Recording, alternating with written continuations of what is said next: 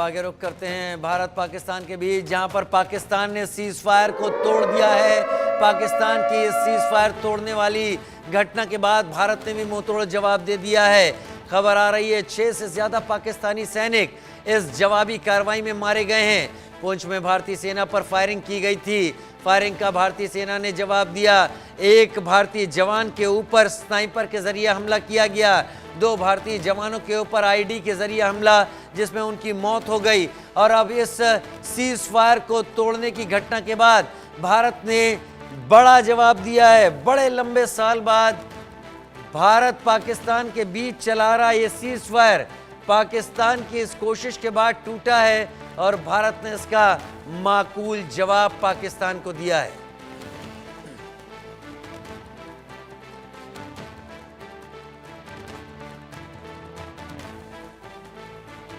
अजय जांडियाल मेरे सहयोगी लाइव मेरे साथ ज्यादा जानकारी के साथ जुड़ गए हैं। अजय, जरा विस्तार से बताएं। हम बड़े लंबे समय से बात कर रहे थे पाकिस्तान की तमाम कोशिशों के बाद, जब पाकिस्तान ड्रोन के जरिए हथियार भेजता था, ड्रोन के जरिए वो दूसरे नशे की चीजें भेज रहा था, वह आतंकवादियों को इन्फिल्ट्रेट कराकर भारत के अंदर खून खराबा करा रहा था, तब भी एक्सपर्ट सवाल उठा रहे थे कि पाकिस्तान की तरफ से आ रहे एक भी टेररिस्ट को माना जाना चाहिए कि सीज फायर का वायलेशन हो गया, जवाब देना चाहिए। फाइनली पाकिस्तान की इस बदनीयत और इस हमले वाली कोशिश के बाद सीज फायर टूटा और भारत ने माकूल जवाब दिया। जाए बिल्कुल, आपको बता दूं कि एक बड़ी कार्रवाई जो है भारतीय सेना ने एक बार फिर से की है। सूत्रों की माने तो पिछले लगभग 2 सप्ताह से पाकिस्तान की तरफ से लगातार जो कोशिशें की जा रही थी एलओसी के इलाके में घुसपैठ को करवाने की और उसके बाद भारतीय सेना के जवानों को निशाना बनाने की, उसको मुंहतोड़ जवाब जो है वो दिया गया है। और उसी के बाद जो है एक बड़ा नुकसान जो है इसमें पाकिस्तानी सेना को उठाना पड़ा है। जानकारी के मुताबिक पाकिस्तानी सेना के जवान जो इस पूरे इलाके में कहीं ना कहीं कोशिश कर रहे थे भारतीय सेना को नुकसान पहुंचाने की, उनको जो है मुंहतोड़ जवाब दिया गया है। दरअसल आपको बता दूं कि पहले Poonch sector line of control के इलाके में पाकिस्तान की तरफ से फायरिंग की गई और भारतीय सेना के जवानों को जो पेट्रोलिंग कर रहे थे उनको निशाना बनाने की कोशिश की गई। उसके बाद स्नाइपिंग करके Nowshera sector line of control के इलाके में एक जवान को घायल किया गया।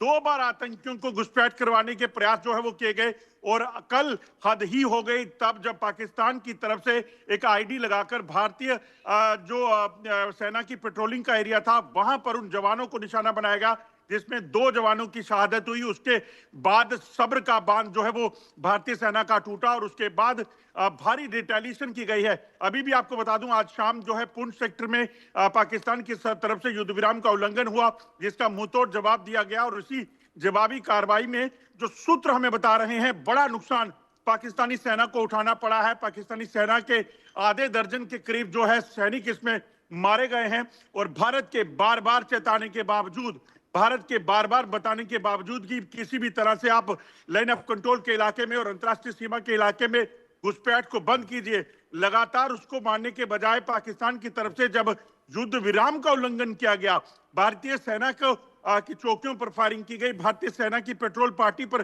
फायरिंग की गई, उसके बाद जो है ये जवाबी कार्रवाई हुई है जिसमें पाकिस्तान को एक बार फिर से करारा जवाब देते हुए उनके भारी नुकसान जो है वो किया गया है। सुंदरबनी सेक्टर एलओसी के इलाके में ये वही इलाका है जहां पर कल पाकिस्तान ने एक आईडी लगाकर वहां पर एक सेना की टुकड़ी को निशाना बनाया था, जिसमें एक कैप्टन और एक नायब सूबेदार जो है वो शहीद हो गए थे। एक कैप्टन एक नायब सूबेदार को शहीद किया। इससे पहले स्नाइपर अटैक भी किया। पाकिस्तान लगातार कोशिश करता रहा था और अब जवाब मिलना शुरू हो गया। अजय, मैं जानकारी ये चाहता हूं कि क्या इस वक्त जब हम और आप बात कर रहे हैं, क्या अभी भी भारतीय सेना जवाब दे रही है? या फिर अजय अनम्यूट कर लें। जी, आवाज सुन पा रहे हैं? जी जी।